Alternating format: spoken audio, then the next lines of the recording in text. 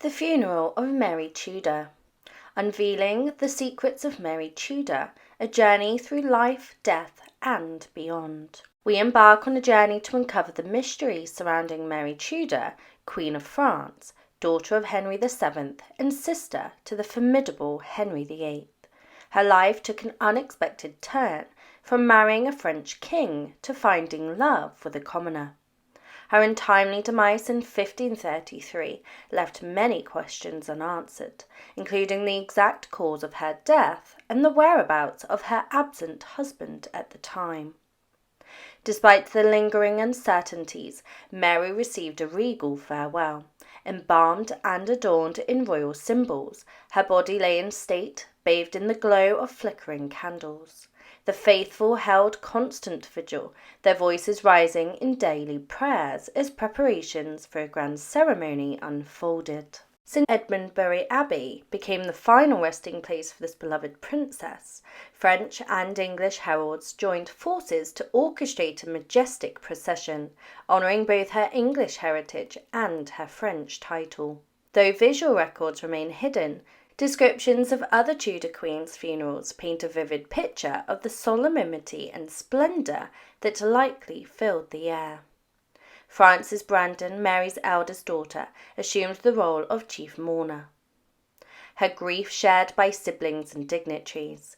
Together they embarked on a poignant journey, their horses cloaked in black, banners proclaiming Mary's lineage, and a golden pall depicting her royal image covering the coffin. 6 noble men bore Mary's final resting place, draped in sombre velvet and drawn by black-adorned horses. As the procession found its way, impoverished men carrying flickering tapers paved the way for knights, clergy, and Mary's loyal household staff. The scene evokes a sense of respect and sorrow, with Mary's daughter riding prominently, flanked by other mourners. The story doesn't end with Mary's burial. Centuries later, her resting place was disturbed on 3 occasions, revealing a final twist. Souvenir hunters, captivated by her legendary beauty, desecrated her remains, taking locks of her hair as tokens. These strands, remarkably preserved, offer a tangible link to her physical appearance and challenge historical descriptions of her, sparking questions about the accuracy of such portrayals. As we delve into the fascinating details of Mary Tudor's life and death, we uncover insights into Tudor traditions, family dynamics, and the enduring allure of royal figures.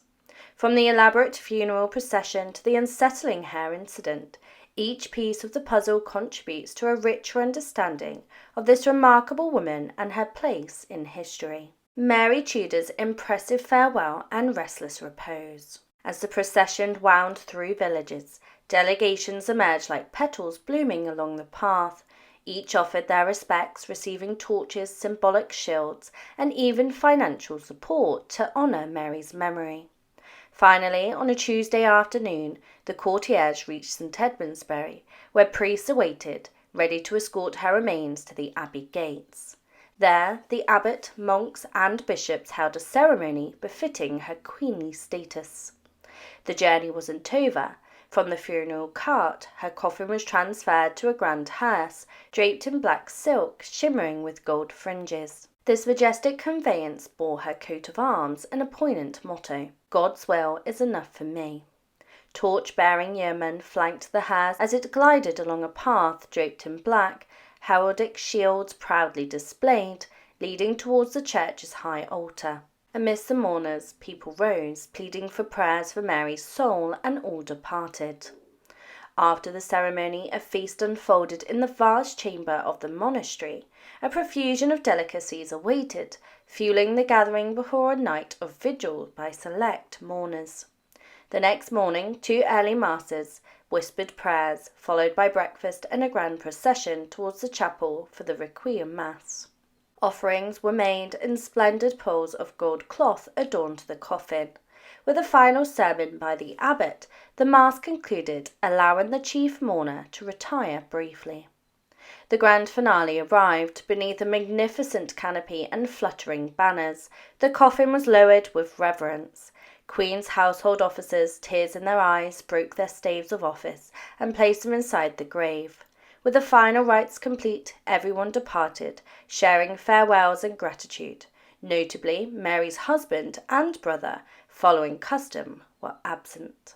But Mary's journey didn't end with the earth covering her coffin. Amidst the dissolution of monasteries, her body was exhumed and moved to St. Mary's Church. However, twists and turns awaited. Her monument was mistakenly removed, then rediscovered. The coffin was opened, and later, in a bizarre incident, locks of her hair were taken as keepsakes. This unsettling act, documented in a letter, preserved a physical link to the Queen, sparking questions about the accuracy of historical portrayals of her beauty. This glimpse into Mary Tudor's final journey and restless repose unveiled not only the grandeur of her funeral, but also the fascinating, sometimes unsettling, twists of history that continue to touch even the seemingly departed. Mary Tudor's resting place and the mystery of her hair. 1784, time seemed to have stopped for Mary Tudor, but not entirely. Her coffin, now deemed mummy-like and bearing a cryptic inscription, Edmund H., revealed its secrets.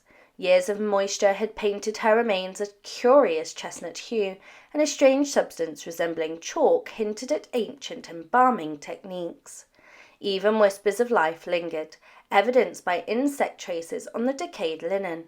However, respect prevailed, and Mary was laid back to rest, albeit in a new, shallower grave, marked by a simple slab. The inscription spoke of her dual titles, Queen of France and Duchess of Suffolk. Yet another clue emerged, a memorial stone marking the spot, a tribute from Dr. Symonds. Since then, her slumber has remained undisturbed, but a peculiar souvenir stirred historical debate, locks of her hair. These strands, scattered through time, tell their own intriguing stories. One travelled from Duchess to Duke, finally landing in a museum. Another found its way from noble hands to reverent Ashby, eventually joining its brethren. Whispers claimed that even townsfolk possessed traces of Mary's golden mane, although her authenticity remained shrouded in mystery. But the real enigma lay in the colour itself. Descriptions of Mary painted a picture of sun-kissed blonde beauty, yet the surviving locks varied from light gold to auburn whispers. This discordance fueled suspicions of manipulation, perhaps strands dyed or falsely attributed for personal gain. Science yearned to unlock the truth, particularly regarding the elusive princes in the tower. Could Mary's hair hold the key? Unfortunately, technical limitations and ethical concerns around disturbing her final resting place thwarted these attempts. Even the prince's bones, believed to be discovered, remain locked away, awaiting royal consent for further analysis. With the unveiling of Richard III's DNA, the allure of Mary's hair in solving the prince's mystery faded. Yet her story remains alive, beckoning curious minds to delve deeper through videos, documentaries, and further research. Though Mary's earthly journey has ended, the echoes of her life resonate. The secret whispers from her coffin and the lingering mystery of her hair remind us that history is a tapestry woven within threads of truth, intrigue, and sometimes unsettling surprises.